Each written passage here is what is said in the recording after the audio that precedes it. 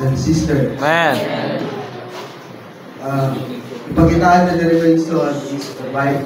What is the Bible? Amen. The Bible, in John 1:1, in the beginning was the Word, and the Word was with God, and God was the Word. The what?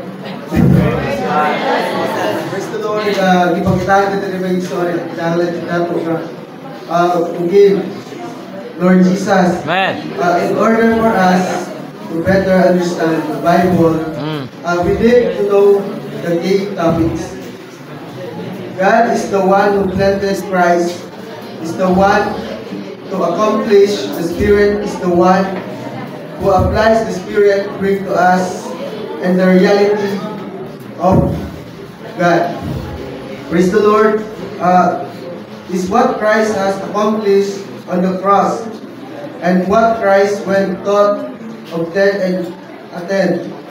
These are the four most crucial things revealed to us in the Bible when we believe and receive the truth concerning God, Christ, the Holy Spirit, and the cross of Christ we need are set free to enjoy Him to wonderful. Amen.